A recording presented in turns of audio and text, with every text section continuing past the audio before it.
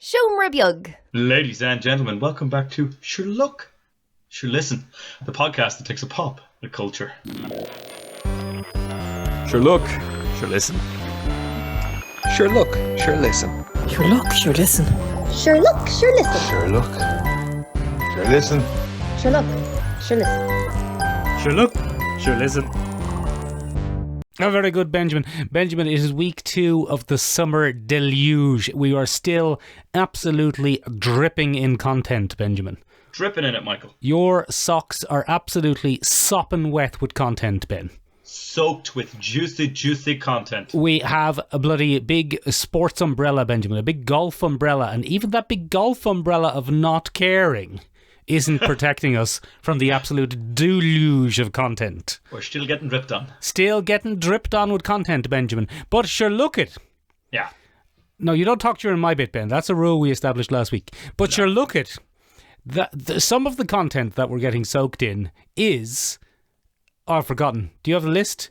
Yeah. Sure look, Michael. I'll do your bit because you can't this week. Yeah. Sure look, Michael. We're taking a look at the Black Adam trailer. Black Adam, yeah. The Rock We is got a back. bloody trailer for Nope. Nope. No, thank you. And we got a bloody trailer for Prey. So many trailers. We're going to be taking a look at that, Michael. We're also going to be taking a look at Miss Marvel Episode 1, Representation Done Right, or Is It? Or is it? And then, of course, Michael, we're returning to our fan favourite segment, The Boys, Season 3, Episode 4. Who's dead now? Would you like to do my bit, or will I do my bit as well? No, I have no idea what you're talking about this week, so you do your bit Great. too, but do it in a funnier voice. Sure, listen, Vihil. I'll go on. If that wasn't enough for you, and it isn't, because we do a weekly pop culture bloody podcast, we're in the middle of a deluge. Deluge. Too many contents.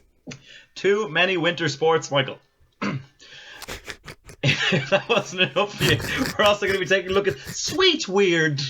Sweet Weird. What's that? The bloody manic Gen Y wave taking hold of speculative fiction as we know it. Or is it? Or is it, Ben? We should have called this podcast Or Is It? For example, That Benjamin. would have been a very catchy fucking podcast name. For example, Benjamin, the first item that we're discussing this week is the Black Adam trailer. Or is it? No, it is, yeah. No, it's there it in is, the run Benjamin. order. Benjamin, of course, Black Adam is set in the Shazam DCEU corner of the universe. Or is it? Yeah, genuinely, Michael, or is it? Or is it, Benjamin? It's very hard to tell. It doesn't fucking look like it. They certainly don't want you to think about Zachary Levi in a big rubbery muscle suit while you're watching this. No, we got someone with actual big rubbery muscles this time, made of flesh. He has his own big fleshy rubbery muscles, Ben, and it's not a Lovecraftian horror.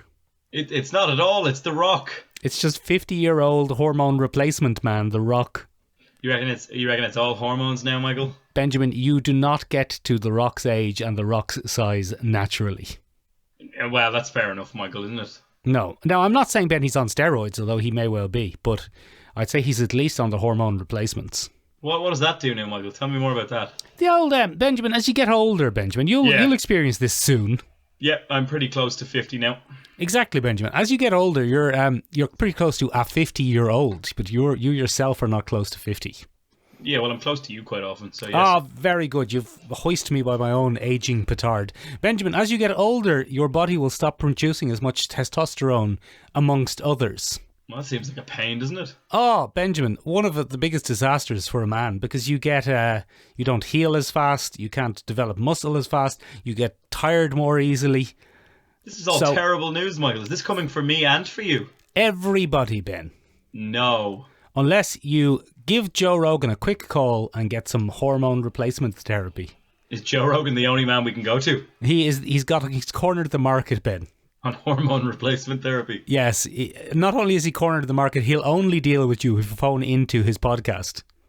He's actually rebranded it as Hormone Rogan Therapy. Yes, exactly, Benjamin. Benjamin, let's talk about the film, though, not big rubbery fleshy muscles. Michael, what's going on here? Right. Benjamin, have you ever seen The Scorpion King? Yeah. It's that again. It's that again. I thought for a second, Michael, it was set in Tatooine. Very good. I didn't know. Someone in Disney went, sue them! Like, no. We have a copyright on deserts, get those fuckers. Tatooine is actually based on a real place, lads. Calm down. I know you've never seen it or any other biomes, but don't worry. all you've got is sand terrariums, you fucks. Yeah. Come here to me, Michael. It's set in the fictional world of Kandak, which is basically Egypt with a heavy Jordanian makeover. Is it? Yeah, it's like Jordan in real life. That's what Kandak is in the comics. All right, no, but you're saying the fictional world rather than the fictional country. Yes. Yeah, but it's the fictional country, isn't it? It's the fictional country of Kandak. Yeah. He's not on a different planet. He's on this planet. No, he's on Earth, but he's on an Earth that isn't our Earth.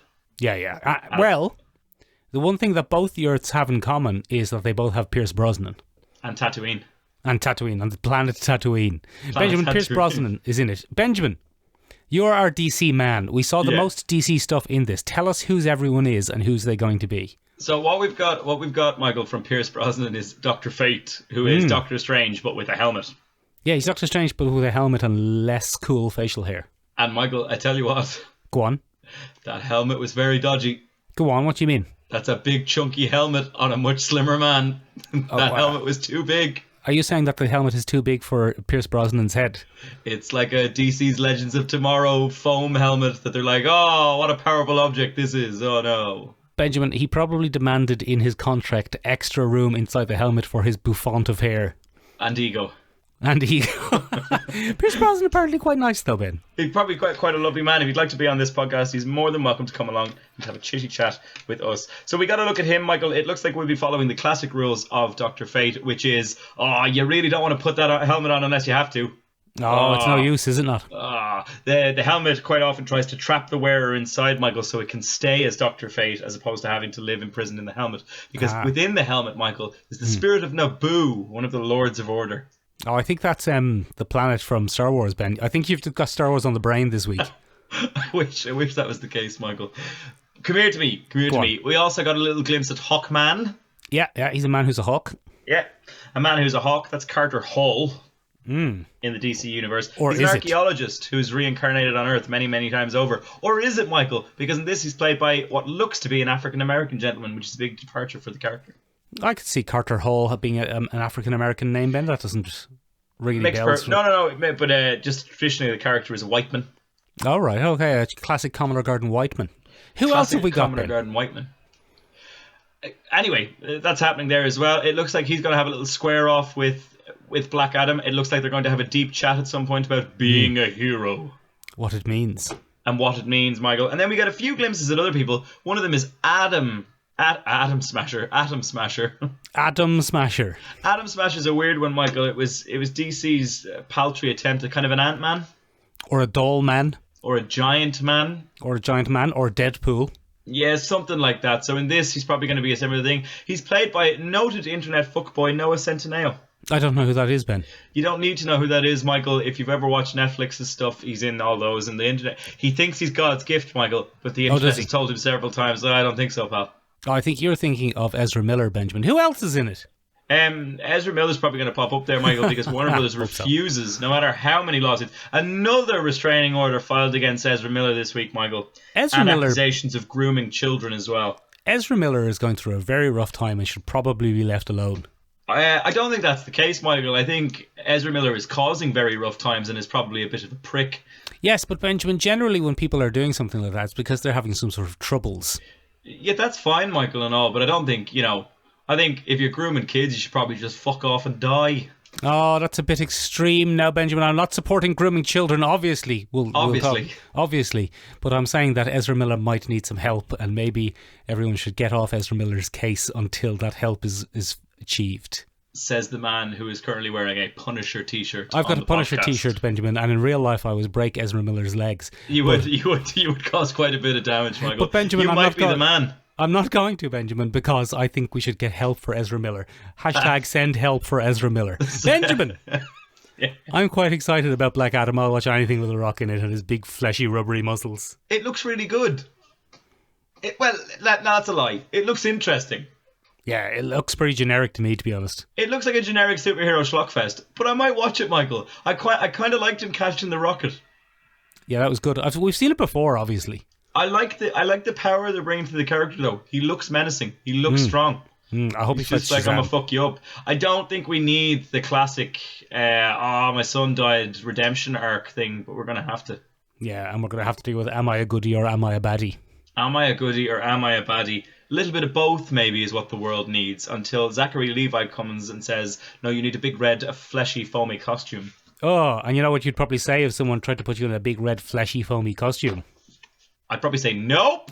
Very good segue, 10 out of 10 segue. Yeah. Benjamin, Yeah. this trailer kept on telling us it's not what you expected. And I'll tell you what, it's not what we expected. It's not what I expected, Michael. It's not what we expected at all, Ben. We thought this was going to be a tense and gross and terrifying alien film. I think it still might be, Michael. There's a repainting house with guts scene. Yes, but I tell you one thing, and I'll tell you this for free, Benjamin, unless you're part of our Patreon, then what I'll tell you is that I'm getting strong Tremors vibes off this now. There's a good heaping helping dose of rednecks take on aliens. Isn't there, Benjamin? There is. Ben, There is indeed. Yeah. I love an alien abduction film. It's been a while since we've had a decent alien abduction film in the cinema. Some people would say ever. I think Close Encounters is probably one of the popular hits of the day, Michael. No? Nobody gets abducted in Close Encounters. It's Close Encounters of the third kind, not Close Encounters of the fourth kind. No, is that the worst? Is that the probing? Yeah. Third kind is when you see them. Fourth kind is when they stick up of your butt. Okay, well, we don't want that, Michael. Well, that might happen in this film, so I hope you're ready for it. I'm not ready for it, Michael. I won't lie to you. Is this going to be a comedy? I think it's going to have strong comedic tones, Michael. I think we might see a little bit of a departure from the formula given to us in Us. Yes, and them. And them there over that hill there. Yeah. I'll be going near them now. Keke Palmer, from what I understand, Michael, and from the films I have seen with one Keke Palmer in it, you don't bring Keke in for an Oscar winner. What are you bringing Keke Palmer in for? For a bit of a shit and a giggle. Oh, you think that's what it is? So I think we're probably going to see a fair bit of that. I think we're going to see some commentary on the TikTok age, Michael, and the notion of spectacle. I think we're probably going to see a lot of that. Yes. I think we're probably going to see a little commentary, Michael, on exposing black prejudice in the media. Oh, very good. Okay.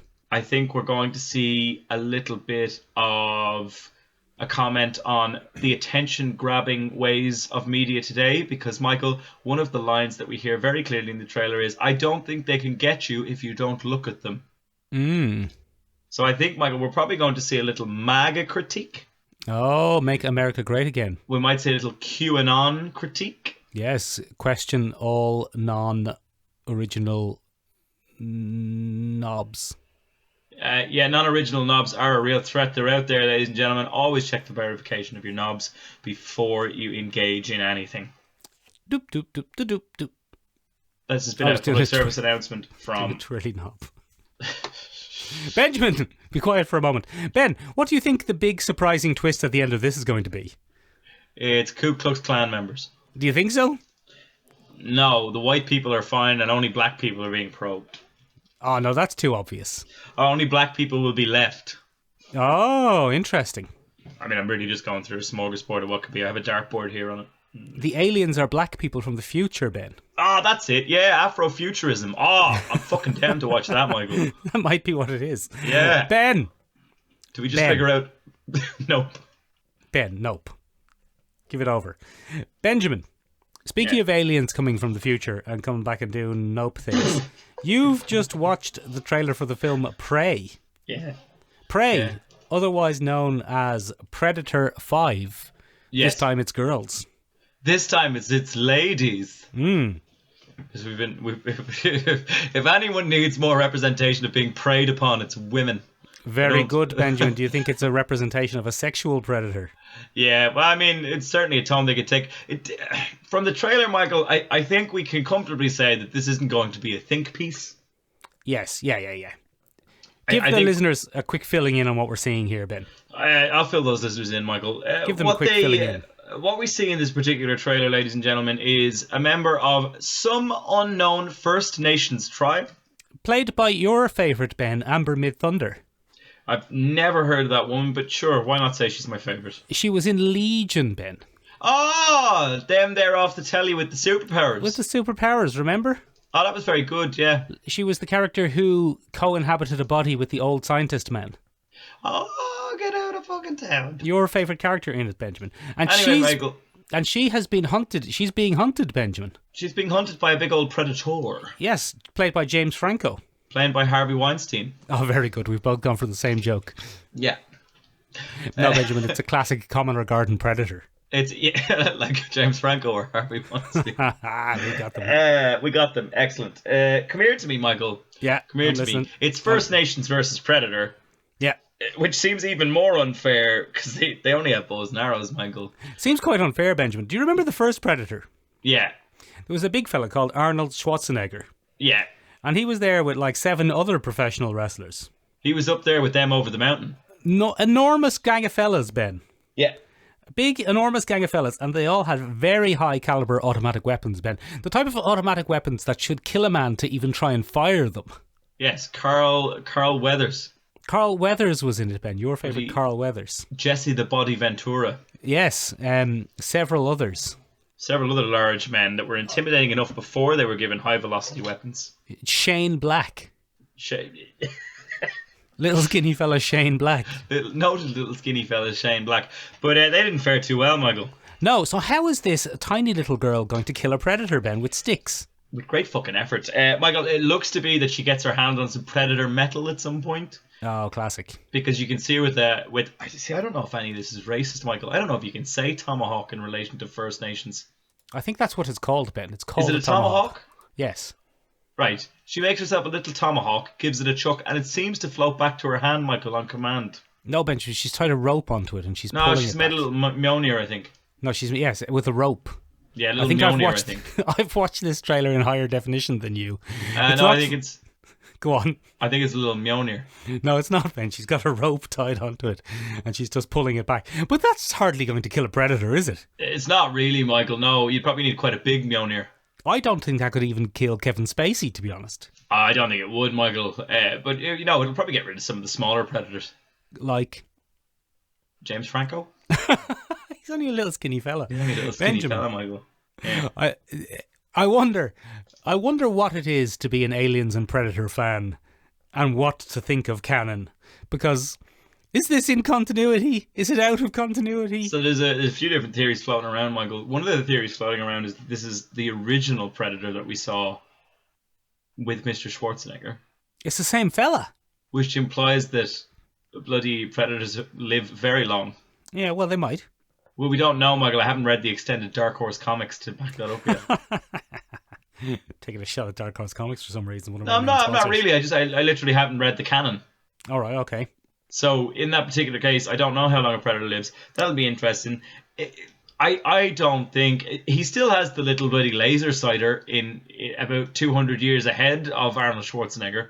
It seems unfair to me. Seems unfair, Michael, because that wee Comanche fella, he strings up a bow and he aims it, and then he gets 3 little dots in his head, and it's like, oh fuck. And yeah, was that bow going to hurt a predator? I find it hard to believe that bow could hurt a predator. I find that hard to believe, Michael. I find it hard to believe the little baby Mjolnir would hurt a predator. No, yeah, especially because it's just an axe tied onto a rope. One of the very interesting things that this film is going to do, Michael, to make a little bit of cinematic history, is it's receiving a full Comanche language dub. Get out of here. Yeah. Yeah. Have you just read that now? No. I read about it before we did the podcast. Oh, is it really? Yes, it's one of the it is the first film to receive a full Comanche language dub, a full First Nations language dub. That's very interesting, Benjamin. And Benjamin. Yes. Is it coming to cinemas or is it coming to the streaming? Bloody, let's find out. I'd say it'll come to the old Disney Plus, Michael, because it's Hulu, and as we know now, Hulu is synonymous with Disney. Is it? It's coming to Hulu on August 5th, Michael. That's quite soon. That's for the streams then. Are we just not taking bets on films anymore, Michael? Are we not doing that anymore? We don't take a punt anymore, Ben. We're not taking a punt, Michael. Is that what you're saying? Although they took a punt, Benjamin. This is not on our running order, but they took a punt on a couple of weird ones recently. Go on. The biggest surprise of the year, and we haven't talked about it because it came out on the week that we missed, but the biggest surprise of the year has to be the box office performance of Top Gun. This time he's old. Top Gun, a little bit rusty, but still fires just fine. Yeah. Top It's Gun, absolutely smashing it, Ben. both critically and box officely. Yes. It's incredible. Everybody's like, Top Gun Maverick is fucking great. Yes. I worry now, Benjamin, that this is going to signal to people this is what it was. Some of the sequels where we've had a sequel many years later and it was a disaster and people said, oh, you waited too long.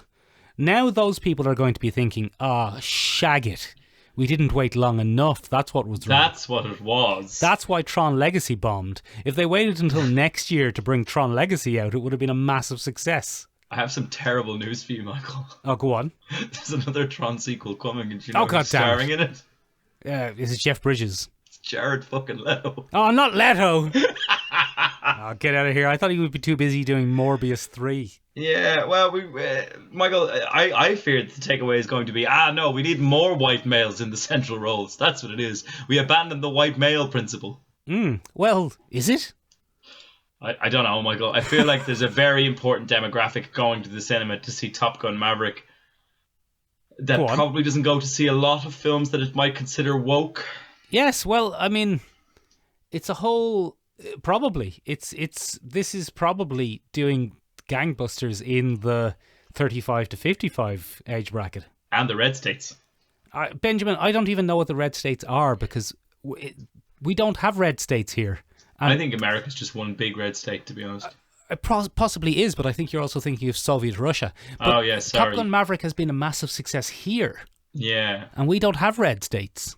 Yeah, we don't. Do you know where it does have a red state, Michael? No?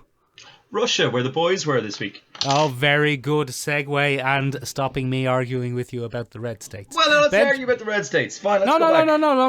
Let's talk about the boys. The boys. That's the first time we've thrown away a perfectly good segue. Yeah, exactly. Benjamin. Yeah. The boys is gross, isn't it? Michael, it's so gross. It's so horrible. What a horrible universe.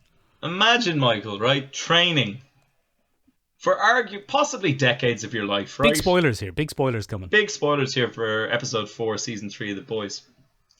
Imagine training for a good chunk of your life, Michael, and dedicating yourself to your nation's military. Right? Yes.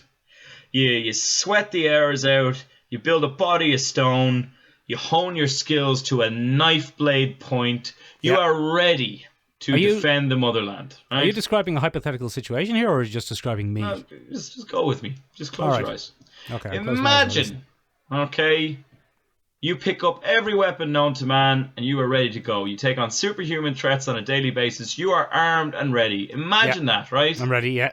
And then you die being skull-fucked by a hamster. What an aggressive little hamster. Benjamin, what's that in your mouth? Is that a stylus? Yes, it's a little stylus thingy. It's a little stylus. Very good. Benjamin. Yes. That was Jamie the hamster, who apparently was a big character in the comics, but I don't remember him. Huge, Michael. He belonged to Huey. Wee Huey. Was he Wee Huey's pet? Yeah, he got him from the Blarney Cock, Michael. What is that? The Blarney Cock is an Irish pastiche superhero. He's an Irish-American who plays a superhero called the Blarney Cock.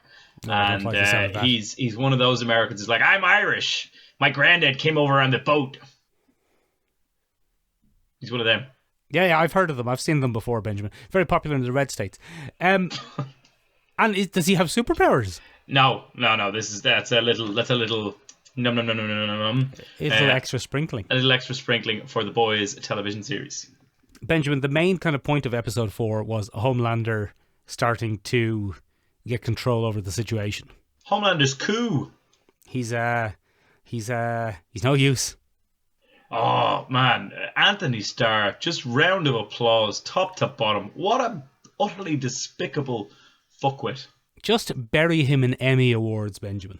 Give them to the man. Just give all of them to the Emmy to him. They might be worried about giving him an Emmy Award on the basis that they might think he might try and put it up his butt or something. Yes, or he'll get too many Emmys and die underneath them. Yeah, and they'll all stick in his skull in a horrible way. Yeah, and then, he'll die in a very undignified fashion. Yeah, that might happen, Benjamin. But we have to separate Anthony Starr, the actor from New Zealand, who's very good. Who's very good. Or Australia, maybe. One of those places. I think he's New Zealander, but I'll check again. And the horrible character, the Homelander, who's an absolute son of a gun. What a son of a gun he is, Michael. So he's begun to solidify his power. He gets Congresswoman Victoria Newman. He's from New Zealand, Michael. You were right the first time. Very good. Yeah, he's only a little New Zealand. He gets Congresswoman Victoria Newman on side, Michael. She gets a little dose of V. Now, Michael, I have a little prediction here. I think the dose of V is going to go horribly for her daughter. I assume so, Benjamin. I assume it's a case of flying too close to the bloody fucking sun. Yeah, she's going to get some sort of horrible power. Yeah, that nobody wants. Yeah. She has an extra butt on her back. An extra butt on her back, which makes bowel movements a breeze, but everything else a bit of a pain. Yes. Come here to me, Michael. I thought that was a good old twist, where Stan Edgar has the rug unceremoniously whipped out from under him. But Benjamin, there's no point hiring noted actor. Is his first name Lewis? I'm not sure. Esposito. Yes. If you're just going to have him roll over and play dead. Is it Carlos Esposito? It might be. I'm going to have to check that now. But he'll be coming back, Ben. He'll be coming back with a backup plan. I like the way he gets his last little jab in against the Homelander. He's like, you're a bad product. Oh, wow. Yeah, Benjamin. He's just putting up the front of not being scared of Homelander, which seems to be what you have to do to Homelander to not get killed. To not get yourself taken out. Homelander wants you to cower in fear. Yeah, Michael. He's no use. Yeah, Ben. It's very unusual. Look, it's very what are you unusual. doing? Have you found out what his name is? It's Giancarlo Esposito. Giancarlo Esposito Jr. Esposito Jr. He's very good. Yes, Benjamin. Ben! Yeah. Poor old drummer boy didn't last very long, did he? Which one's Drummer Boy? Oh, Jesus, Michael. What a fucking way to close out a scene. Absolute gross and horrible episode. Oh, Drummer Boy he got his shit rocked, Michael. Absolutely. Well, even more, Ben. He got killed. He got full on killed, Michael. I think, again, one of the things that makes Homelander such a great villain is you don't know when he's just gonna fuck it up. Yeah, he's just gonna snap off screen. And I love it. A-Train just makes himself out to be the bastard we all knew he was. Absolute bag of shit, that guy, Ben. Absolute bag of shit, that guy. 2 pair of bags of shit. They're the worst too. Yeah, just the worst. Get rid of them. Put them in a big bin. Come here. What did you think of the progression of Butcher's addiction to the old V24? Well, it's very interesting, isn't it? Because in the comic books, Ben, you've informed me that in the comic books, all the boys have powers. All the boys have the standard set: super strength, super durability. That's the standard set you're given when you sign up to the boys, because the only way to take on soups or capes is to be powered yourself. Otherwise, you just get you get your clock cleaned, Michael, every fucking time. And that seems to be the way they're heading with this. Yeah. So, wee Huey dipped his nose in the bag, so to speak. And came out with a set of superpowers that's different from what old bloody Butcher Boy got. Yeah, so does the boys' universe, Ben, ever expand upon where your powers come from? It's a grab bag. It's a lucky dip. Is it? It's not ever explained whether it's environmental circumstances, whether it's a traumatic event. Nothing is explained as to why certain superheroes get their powers. Only that you do get a set of powers. Sometimes it's fucking awful, and other times it's quite entertaining. Benjamin, we should do an episode on where do powers come from in various universes. Yeah, the root of power. Yeah. I remember. Did you ever play Freedom Force, Benjamin? Freedom Force is a classic, Michael, PC game. Classic PC game, and in that you get a big bang of some sort of magic liquid called, I don't know, something X. Energy X. Energy X, that was it. Energy X. And then it gives you a superpower based on whatever thematic thing is happening around you at that time. Which is handy. It's handy, yeah. Like, it doesn't make any sense, but it's dead handy. Makes the personal brand very easy to really easy, lock down, yeah. you know? Exactly. Ben! Yeah. I like the boys. I'm looking forward to episode 5. No, come here. There's more to talk about here, Michael. Oh, go on. Get out of here. Jensen Ackles, what do we think? Going to be a key player here? I forgot. We always have to talk about your favourite, Jensen Ackles. Yeah, Benjamin, very important, yes. Jensen Ackles is a good sport, isn't he? He'll sing a song. Oh, he'll take the piss out himself. No bother, Michael. No bother. Everyone must have been shocked when it turned out that out of Jensen Ackles and Jared Padalecki, Jensen Ackles was the sound one. Oh, I don't think that shocked me at all, Michael. Anyone who's ever watched Supernatural is very aware that Jensen Ackles is the one with a bit of banter about him. Yes, but Benjamin, don't forget that they are actors, and nobody knew that Kevin Spacey was allegedly a predator. That's also true, Michael. Well, hopefully Jensen Ackles isn't the Predator. But what we also all forgot, Michael, is that Eric Kripke is the guy show running The Boys, and Eric Kripke was the man behind Supernatural. Yeah, good friends. Ben. Yeah, good pals. Yeah. He seems to have new powers now. He seems to have new powers. He's got a little nuclear reactor in his chest. He's shooting a big laser out of his chest or something. So, Michael, it turns out that the superpower that can take down the Homelander was Supernatural's Jensen Ackles all along. We always knew it was Supernatural's Jensen Ackles. To be honest, Benjamin. We did, yeah. It makes it very clear in the trailer. Yeah. We're only 3 seasons in, so I don't fancy Soldier Boy's chances, to be honest. I think they're going to find some way to either get him on side so that Homelander and Soldier Boy team up. Oh, no, that would be even worse. Or the boys have to make the bigger play and get rid of Soldier Boy over Homelander. They're forced to make a compromise, Michael. And it turns out that Soldier Boy is fucking worse than all of them put together. I don't know, because we've already had that, and they revealed it by having her be a big, horrible Nazi. She was a big, horrible Nazi. Either that, or Soldier Boy becomes the Homelander's new girlfriend. Oh, gross. I don't know how it's going to go, Michael. Yeah. Well, Ben, I said gross there as an immediate reaction, not because of the homosexual connotations, which are fine. Yes. Just because they're both horrible. And the lactation fetish. Oh, no use. Yeah, he's probably going to milk Soldier Boy.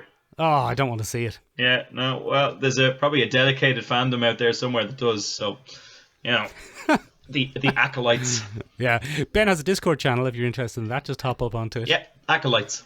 The acolytes, the lactolites, I believe. We're almost there. Lacolites has a real ring to it. Very good. The We'll just Jensen keep lacolites. workshopping this joke, Ben. Yeah. We'll get there eventually. But come here, Michael, we're going to keep watching it because it's fucking great. Very good. Yeah. Poor old Karen Fukuyama. Oh, she's having a rough time. She's having a real rough go. I mean, as an actress, nailing it. As the femme, oh, Christ. Yeah, less good. Not great. Come here to me, Michael. We also watched another thing this week. What was it, Ben? Another person having a fairly alright old time was Miss Marvel. Benjamin, I didn't watch it because I was on the internet and I saw that it was getting lots of 1-star reviews, and I said to myself, well, this doesn't sound very good, so I'm not going to watch it. That's interesting, Michael, isn't it? No, it's a little bit I've done. Go on, tell me a little bit more there, Michael. I did watch it, Ben, but a lot of people decided you probably shouldn't watch it. A lot of white people in their 30s, I'd imagine. I don't know, Ben. I think some people who are in their 40s are also angry. That was well played. Very good, thank you. Benjamin. Yes. I haven't read a single one of the negative reviews. As you shouldn't. Because most of them seem to come online before the show did. Yeah. Which, again, look, Ben, can I just... Anytime this happens, all I can think is of Americans gonna America, you know? You just gotta let America... That was a very Homelander-esque speech there. Yeah, look, at the end of the day, America's going to America, you know? You've just gotta let America. Benjamin, if they can't stop themselves from shooting up schools, what's going to stop them from review bombing television shows aimed at teenage girls? You're just swinging in there, are you? I'm swinging in. I'm letting America have it this week, Ben. Yeah. I've had it up to fucking here with America, to be honest with you. They've had it too good for too fucking long, Michael. I don't know if they have had it too good, Benjamin. It sounds like a fucking hellscape. But, look, really that's not what we're here to talk about, because we have watched... for the very first time, a Marvel TV or movie product which is distinctly not aimed at us. Now, here's the thing I'm going to say. Not aimed at you is not the same as not for you. All right, go on. Tell me more about that, Michael. Because, Benjamin, we are, at this podcast, and a lot of people I know are, fans of the Marvel Cinematic Universe. We are, yeah. And we have every right to, and there's no one who would deny this right, and if you think that you don't have the right, you're fighting an imaginary force in your head. A straw man, if you will. Yeah, to watch and enjoy and comment on this. Yeah. But just because it's not just because it is for us doesn't mean it is aimed at us. Yeah. You know what I mean? So we are not the target market. That is why, for this week's discussion of Miss Marvel, we're talking about Miss Marvel, by the way, obviously. For this week's discussion of Miss Marvel, we have brought in an expert on the teenage girl's perspective on media. Yeah, go on. It's you. It's Ben. Oh, it's me! Yeah. Go on. What did you think? Nothing understands that like I do. Michael, this very much follows the Netflix teen drama format of storytelling. Yes, go on. And what I mean by that is, Michael, you can take a look at a few different Netflix movies aimed at teens. The Kissing Booth 1 and The Never Kissing heard of Booth it. 2. Never heard of that. Very much in that. There's a fantastic film that came out, I think, about 3 years ago now, Michael. It was Booksmart, Olivia Wilde's directorial debut. Oh, go on. Did you see Booksmart? I didn't, Benjamin. Booksmart was about two young bookish women, Michael, All right, okay. who I decided was I was doing a kind of joke there earlier when I said you represented the teen girl perspective, but either you've done your research or you actually do. Oh, I've done quite a bit of research, Michael, very good. because this is an important issue, and if we're going to speak on it, we may as well do it right, hey? All right, go on. Hey. So, Booksmart came out about 3 years ago now. It was the directorial debut Taboo. of one Olivia Wilde, and it's about two young ladies who decide to go all out on their final night of high school and have a big old party, Michael. Oh, that sounds familiar. Yeah, it's very familiar. It's in that narrative. So it's way up there with all of these kind of dramas, Michael. We've seen it a million times now, and it's become a very dominant format. It's young child of immigrants, has come up in a very strict upbringing, and is actually a very quirky thing that doesn't at all fit the general stereotypes of family or ethnicity based on where they're from. Yes. And they're now breaking free. They're soaring. Yes, go on. Yeah, so that's what we're doing. But where I'm drawing this, Michael, is far more in the editing style of what we're getting. Right, because the story style, Benjamin, could be Bend It Like Beckham. The story style is very much Bend It Like Beckham, Michael. It's again, as I said, young first generation immigrant. Yeah. Takes on the world, and that's Yes. it's a fine story, and it needs to be told many, many times, Michael. And Benjamin, that's absolutely fine. You could say brown girls like me don't save the world just as much as you could say brown girls like me don't win the Women's FA Cup final. Yeah, it just doesn't happen, right? Yeah. So that's a very good point, Michael. That's one of the ham-fisted lines that we got. But, it's, again, Michael, not for us. It's a nice, clear message. I wouldn't say it's not for us. Sorry, it's not aimed at us. That Yes. better? That made you happier. It is for us. But it's not aimed at us. This is very much aimed at teens, Michael. This is Marvel's attempt at getting teens in. Yeah. They named it in the episode. It's called Generation Y with a WHY. Very good. Episode 1 is called that. But anyway, Kamala Khan basically takes on the role of kind of an internet vlogger, and she's a fangirl. She's a big fangirl, Ben. Yeah, in every sense of the word, and she's absolutely in love with Captain Marvel. Everybody's favourite character, Captain Marvel. Nobody's Benjamin, favourite character, Captain Marvel. If But anyway, Brie Larson doesn't get off her arse and get in an episode of this, I'll be very disappointed in her. I think this is how they're bringing Captain Marvel back to the MCU. Oh, very good. Okay. Ben, Yeah. there's a sequence in this. Yes. Okay, hold on. Before we get into it, stylistically, Yes. I thought it was quite good. I think it has... Oh, sorry, go on. No, you go on. I If was you're just going to gonna say- interrupt me, do it confidently. I was just going to say it has one of the most confident styles that I've seen of any Marvel TV show. It actually has a bit of an identity.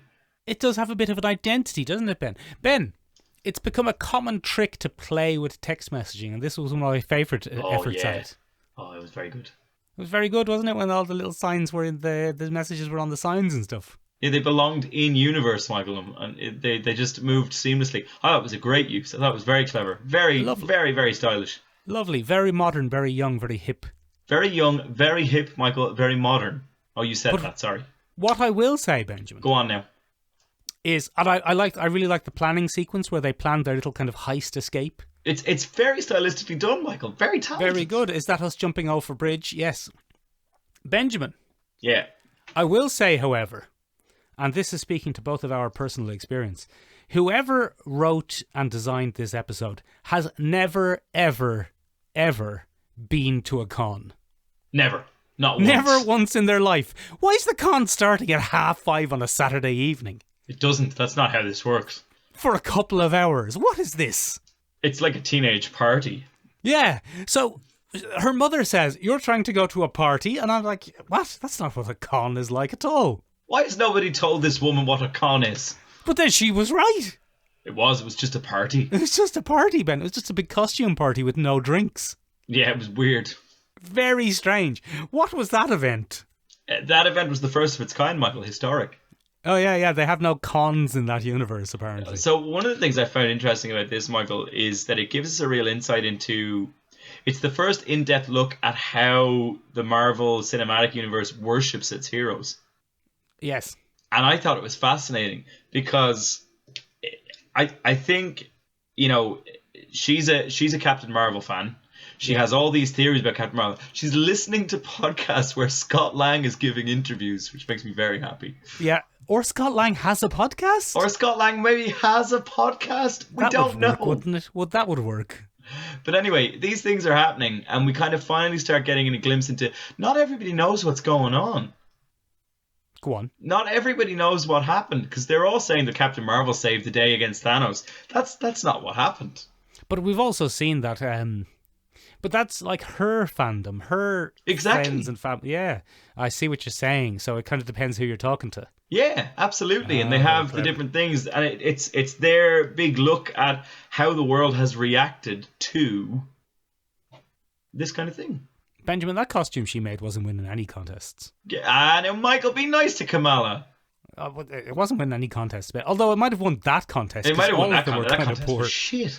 We're going to Comic Cons all the time, Ben, and we're seeing much better costumes than those. Yeah, all the time. All the bloody time, people all are doing better costumes than those. I've no time for it. Time for it. Benjamin. Yeah. Her friend is a little Peter Parker fella. He's a little Peter Parker fella who's got some skills, yo. Yeah, he's just Peter Parker. He's made his own Google, Zuzu. Yeah. Are we going to see a little Iron Man suit? No, do you think so? Do you think Riri Williams is going to be introduced in the series? I don't think so, Ben. I don't know. I think that might be a bit of a stretch. I don't know. I think we're going to see a few different introductions, Michael. I tell you, one of the things, I remember early on, Michael, I heard a rumour that she wasn't a very good actress, the young lady playing Kamala Khan, and it was causing friction on set. Did you hear that? I didn't, but go on. I don't think it's true, though. I think that was an unjust rumour. She's a perfectly serviceable young actress. Well, the thing is, Benjamin, they seem to have cast her on the basis that you appear to be Kamala Khan. I am? No, not you personally, not Benjamin. Sorry. The actress is Kamala Khan, basically. That's the whole point. So maybe she's a dreadful actress because she's just playing herself, which would be fine. She'll get away with that very easily. Yes, but maybe I think she messes her lines up a lot and takes forever well, to I do. mean, You that's know? okay, isn't it? Well, I mean that would still make her a bad actress. Yeah, if she's like not good at remembering her lines and she gets her positions wrong, but you can save a lot of it in the edit pen. Fix it in post, as you know, is a very important phrase that we have here in the industry. In the industry, Michael, that we are definitely a part of. Don't look that up, anybody. Come here to me, Michael. One of the scenes that broke my heart in this was where her mother and father, who are amazing, quite frankly, some of the best parents we've ever seen in the MCU. Very good parents. Very good parents. They make such an effort for Comic-Con, Michael. But more of an effort than I've ever seen you make. More of an effort than I have ever made for a Comic-Con. But it's Muniba Khan and Yusuf Khan. They're her parents. And Yusuf Khan dresses as a Pakistani Hulk, Michael. Very good. It was fucking incredible. Very good, incredible Hulk. Benjamin, I love the character of her mother. We have not seen a character like that in the Marvel Universe so far. Her mother's great. Absolutely great. No nonsense. She could have been a very one-note kind of hyperbolic character. Yeah. But she isn't. She's so calm and restrained, and it's very good. I have nightmares of her being an Aquafina type, over-exaggerating, overprotective parent. No, I mean, that might happen, but it doesn't look like it's going to happen at all, Michael. Even the great spoilers for Miss Marvel episode 1, which we've already spoiled quite a bit, but even the altercation she has with her daughter at the end of the episode, very strong, very well acted from that lady. Very strong, very well acted, very restrained. Yeah. Benjamin. Yes. Enough of this emotional and acting bullshit. No one wants to hear about that. What people want to hear about is they've changed her powers. Michael, I tell you what, this is one great flaw that I think we're going to see in the show. A little bit of Orientalism going on. There is a little bit, isn't there? She's got some sort of magic Asian bracelet. She's got some sort of magic Asian bracelet that her grandmother sent over. I struggled a bit to say magic Asian bracelet there. And I said to myself, that's a little Edward Said there. That's a little Orientalist. Little bit of Oriental jingle when she puts it on. Why can't Kamala Khan fall a crop of a nuclear reactor? Yeah. Why does Or she get need a something magic from- bracelet? Get something from outer space. Ben, Yeah. we've discussed this many times on the podcast before, and I stand by my theory that you can't do big stretchy hands on screen and not make it look horrifying.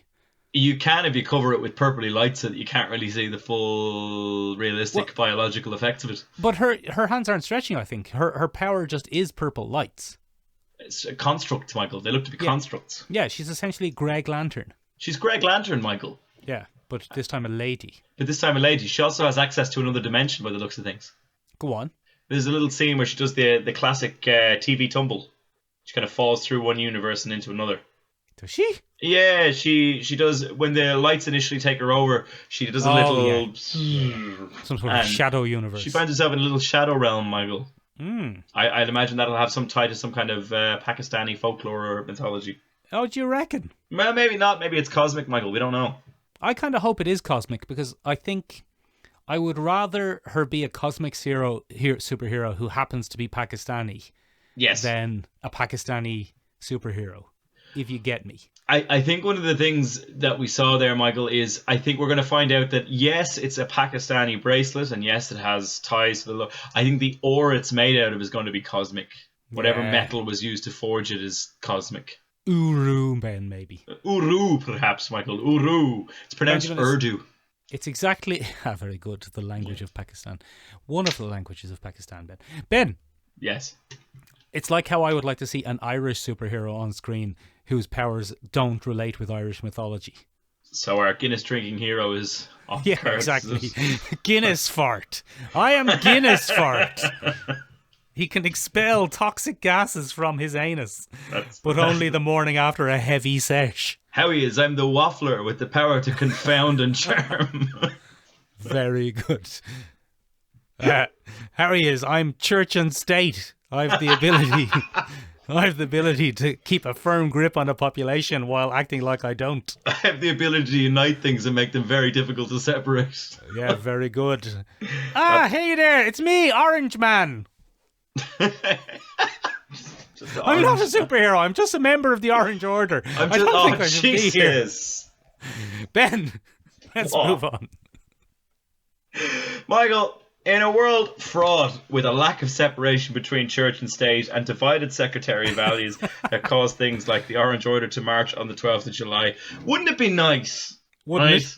Yeah. If you could just find a world where friendship conquers all. Oh, that'd be lovely. Yeah, that'd be good, wouldn't it? Apparently, Michael, a lot of people on the internet think so because, Michael, this very week... Yeah, what is it? And I can comfortably say we're now kind of at the forefront of this, which is a weird thing for me to say. Go on. But this week, Michael, someone on the internet published something called the Sweet Weird Manifesto. What is that? Please. So, Michael, come here to me. There is a sci-fi and fantasy novelist called Charlie Jane Anders. Okay. Charlie Jane Anders, Michael. And this week, she took to penning a little manifesto, Michael, called It's Time for the Sweet Weird to Take Over, right? All right. Now, Charlie Jane Anders writes quite a bit, Michael. For any of our listeners... Oh, hang on. My notes app has just closed, so I've lost all the... magic. Ben's lost his... the magic of podcasting, ladies and gentlemen. Will this make the edit? We'll find out in a couple of seconds whether something funny happens or not. I don't even know. I don't think it will. Now, come here to me, Michael. Yes. I'm leaving it in. Yeah, and he should. It's very important. Gold. Podcast gold. Charlie Jane Anders has written, and I quote, Yes. Choir Boy.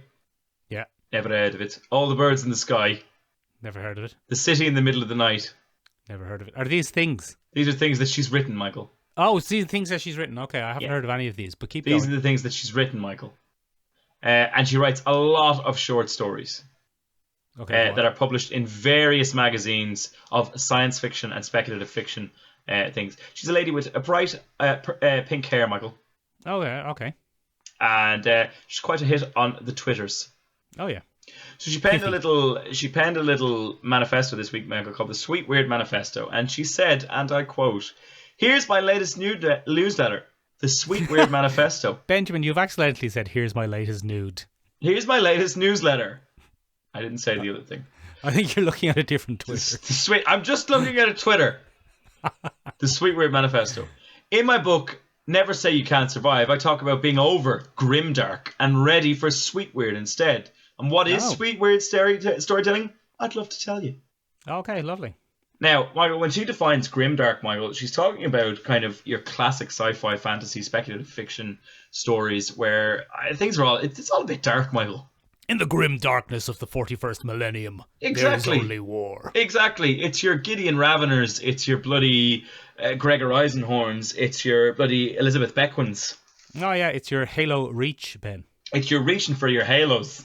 Michael, and it's you know, it's your Batmans, it's anything like that, Michael. You can take your pick of them, but it's all a bit dark and a bit violent and a bit bloody. Grim. So one is Miss Anders. Yeah, Miss Anderson has published something called the Sweet Weird Manifesto. The Sweet Weird Manifesto is the core idea of Sweet Weird is the world makes no sense, but we can be nurturing, frivolous, and kind. We don't have to respond to the ludicrous illogic of the world around us by turning mean and nasty or by expecting anyone else to be horrible. At the very least, we can carve out friendly, supportive spaces in the midst of chaotic nonsense and maybe help each other survive. Okay, Ben, it sounds like the Looney Tunes. Sounds like the Looney Tunes, Michael, except it's not really. Michael, you don't really have to look very hard or very far to find examples of this existing throughout fandoms at the moment. Okay, I'd like to hear more. We could argue that this entire genre was perhaps birthed by One Adventure Time. Oh, that's the one where there's a little boy with a funny hat on and he's got a little bendy dog. It's Finn the human and Jake the dog, Michael. Okay. Now, initially we saw that progress. You know, they're from the land of Ooh, Michael. Ooh. And initially when we saw them, they were fun little adventures between a boy and his dog. Taking on the world. And then as the series progressed and as the fan base grew older, that world turned out to be very dark and creepy. Yeah, it doesn't. I was just about to say, doesn't that have a kind of a pretty harsh central conflict to it, that show? Yeah, so the Lich is kind of radioactive death. That's what the Lich represents. He's nuclear holocaust. Give or take. Yeah, that doesn't sound that sweet or that and as weird, but it's not very sweet. That's the point, Michael. At the core of that is Finn's relationship with Jake and his pals, Marceline the Vampire Queen and Princess Bubblegum. Yeah. And when they bond together, Michael, there's nothing they can't do in the face of a very grim world.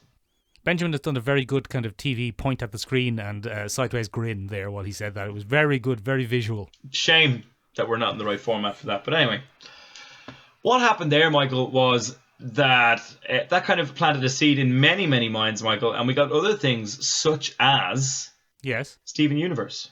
Steven Universe, Benjamin, you're always going on about it. I've never seen a single bit of it. You probably don't ever have to see it if you don't want to, Michael, but the central conceit of Steven Universe is that the stakes aren't that high. Oh, okay, everyone can So do it. what I mean by that is you can watch Steven Universe in the comfort of knowing that he will definitely triumph. Okay. So where Adventure Time would have failed in the Sweet Weird Manifesto is there are moments where poor Finn the human goes through existential crisis or has a serious blow dealt to him or he loses an arm or something. You know, it's dark at point in times. It's a bit grim. That'll never happen to Steven Universe, Michael. That'll never happen to Steven Universe. In fact, the central conceit of Steven Universe is you don't have to be swinging fists to win. You can just give people a little hug. Oh, that's nice. It'll be grand. Just a good solid huggy hug. Oh, that's lovely. And everything will work out. And that's kind of the core of Sweet Weird, Michael. And we see it even more, Michael, in more recent cartoons. It's really ramping up, if you will. Oh, not too much though. Not too much. Not too much though. But we have things like the Owl House, Michael. Never heard of it. What's that? The Owl House is a Disney Plus series about a young lady who's transported from our Earth to a really magical, mystical universe. She makes lots of weird pals in this universe that's quite dangerous in lots of different ways. We saw the reboot of She-Ra, Princess of Power on Netflix. Benjamin, I liked it. I saw it in my friend Paul's house. Yeah, so that's a fairly decent example of something like Sweet Weird. Is it? In what way? Because, again, the stakes are not very high. We don't have to worry about absolute death for our characters or anything like that. And they do quite often in She-Ra, and they quite often triumph through the power of friendship. They do triumph through the power of friendship. They triumph through the power of friendship and the power of believing in yourself. Yeah, and that's closely the secret. Related, I believe. There are other examples that you will hate, Michael. For example, Star Trek Lower Decks. Benjamin, I've seen 1 or 2 episodes. I didn't hate them. It just wasn't for me. It just wasn't for you, Michael. So let's set up a distinctive pair here, Michael. On the one hand, you've got Rick and Morty. Yeah, Richard and Mortimer. And then on the other hand, you've got Star Trek Lower Decks. Now, both of these play with a very similar concept, right? Yeah. Both of these are set in universes filled with madcap adventures, impossible technology, and a wacky lack of consequence, right? Yeah, I like a wacky lack of consequence. You like a wacky lack of consequence, right? But one of the great flaws of... I'm sorry, I'm struggling to speak. I'm struggling to speak. But one of the things that sets Rick and Morty apart is, and one of the things that really damaged Rick and Morty, especially in the 3rd season thereabouts, is the fact that no matter what happened, Rick could win through a dramatic display of ultraviolence or superiority. Just blow someone's head up. Death is the quick, deus ex machina here. It's a Rickus ex machina. Yeah, you can just kill anyone, Ben, by just going, I killed you with a big laser. Yeah, I built a weapon and now you're dead. So, Ben, I was, if you remember, we do have one rule on this podcast. There's no Rick and Morty voices. Sorry, I'll get rid of that. So, I could have kind of close, but I fell down at the last hurdle, Michael. I'm sorry. Yeah, my impression was purposefully bad. Sorry. Ben spiraled into a depression now. Benjamin, tell us more about Sweet Weird. So anyway, following that, there, Michael, what we got after that, right? Go on. Was Star Trek Lower Decks. Star Trek Lower Decks followed that same similar madcap form, and there's a bit of death, Michael, but really the core of how Star Trek Lower Decks resolves its plots is through depending on your crew, and I suppose that's what marks it out as a Star Trek thing as opposed to just a Rick and Morty ripoff. It's about learning to trust your crewmates. Too many antics. Too many antics for you, Michael. Probably not up there with your things. But there are other interesting examples, Michael. One of them being Everything Everywhere All at Once. Benjamin, it was yeah, okay. I see what you're saying. I like that. You had to slowly be like, oh fuck, he's not entirely wrong. He's not entirely wrong, I suppose, because Benjamin, what that film led us to believe was that the answer to all of the problems was kung fu. And that the universe was going to end. Yeah, that the universe was going to end unless we could solve it with kung fu. But actually what it was your daughter's sad because you're kind of not being inclusive of her. Yeah. Try and be nice to your family for a change. Try and be nice to the gang, please. Try and be nice to your family for a change. And strangers, you fucks. You fucks. And that was the core message. And the core message isn't resolved ever through violence. No, the kung fu didn't do anything really. Didn't do anything really, Michael. And that's at the core of Sweet Weird. And Sweet Weird is this new thing, as I said. It's a new little manifesto. Will it catch on, Michael? I'm not so sure. But I read it earlier on this week and I said, that'd be an interesting topic to take a look at. Benjamin, we are due a bit of a pop cultural shift, aren't we? I think we're in the middle of it, Michael. I think we've witnessed a lot of it. And I think we're now travelling through it. Go on. I think we're seeing that push towards, oh, Jesus, lads, a bit of compassion wouldn't go amiss, would it? I think, Ben, there's probably something in pop culture at the moment, somewhere bubbling under the surface, some little small fandom that's going to explode out and be the next kind of big thing. Now, I know that always happens, obviously, but we're kind of getting the last couple of years, the last decade even. Maybe Rick and Morty was kind of the last thing that this happened with, but things are coming to us fully formed and big already. Okay, go on. Tell me a bit more about that. You know what I'm like? I mean, it's like The Boys. The Boys is coming. It's coming in 2 years. It's going to be gross. It's going to be horrible. There's going to be things coming out of people's arses. Yeah. There's going to be people's impaled with dildos. We'll have 1 million viewers on the first episode and it'll come out fully formed. Yeah. Lord of the Rings is coming out soon. You've heard of that. You've heard of Lord of the Rings, haven't you? Well, here it is, but it's 1,000 years earlier. That'll be big. Look how much money we've put into it. What's small and counterculture and bubbling under the surface? And counterculture, Ben, in the past used to be gross and horrible and butts explodey. But now that gross and horrible and butts explodey and superheroes and massive budgets and big fights are the mainstream, what's the new counterculture going to be? Well, it's a little bit interesting that you mentioned that, Michael, because you've given me a buttery smooth segue into my last point for this. Is we're already seeing it happen to existing properties. Go on. Loki, the television series, Michael, engages just a little bit with sweet core. Sweet. You've changed the name. Sweet weird. Go on, Sorry. okay. With Sweet Weird, because what we see, Michael, Loki's a bit of a dickbag in the Marvel Universe up until Loki the television series. Yeah, certainly that version of him. He's not great, but the variant Loki is all about friends and pals and forgiveness. His whole interaction with Lady Sif, Gross. where he's trapped in an eternal loop of, I'm sorry, I didn't mean to be a dickhead. I'll never forgive you. You're worthless. That whole thing, which kicked off some very large kinky awakenings in some people. But, other people watched it just fine, I'd imagine. But yeah, look, come here to me. Like, what we saw in that, Michael, is fundamentally Loki learning to trust someone else. Now, it happens to be his weird alternate universe incestuous fucking lover, but yeah, that is a bit weird. It's irrelevant to the entire thing, because what we're learning is you have to take a risk on people and trust them.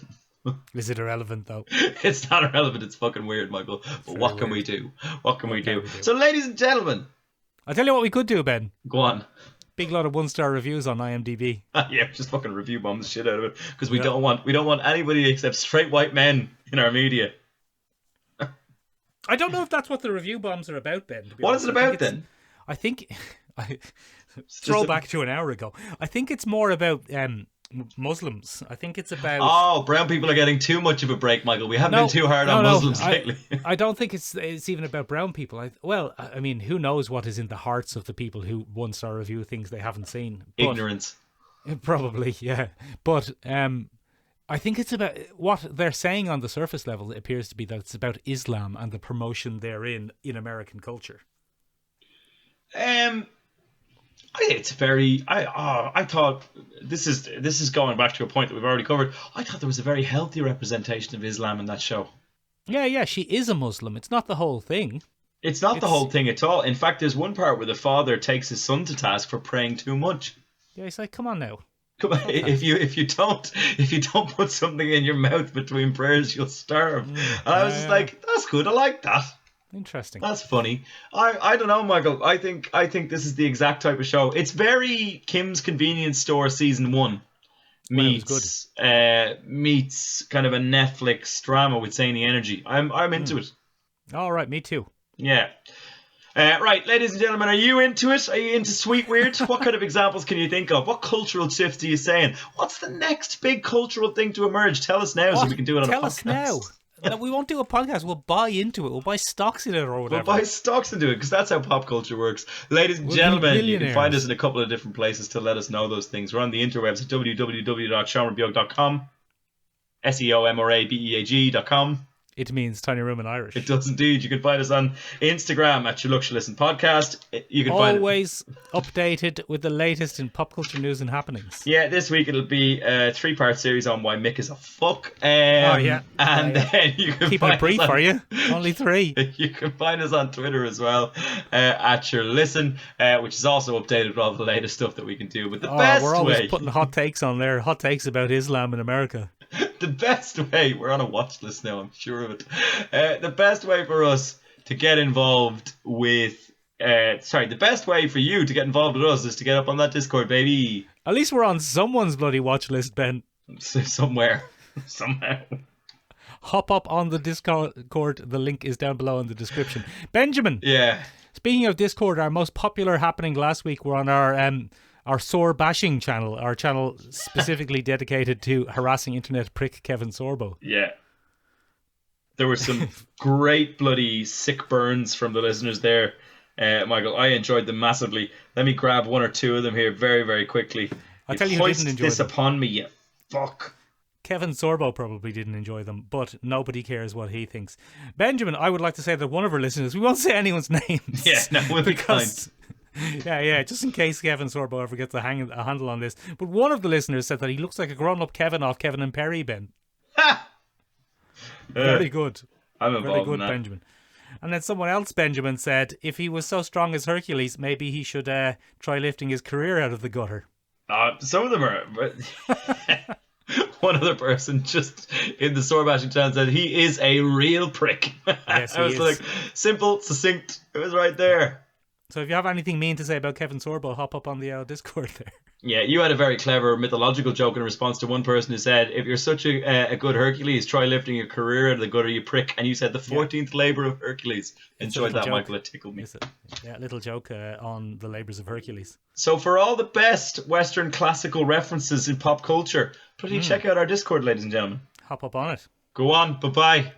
See you next week. See you on Wednesday, Ben. Is it Wednesday? No, we're not doing an episode this week, are we? Yeah, we did one last week. No, Collecting Issues, the bi-weekly comic book club. No, we did Collecting Issues last week.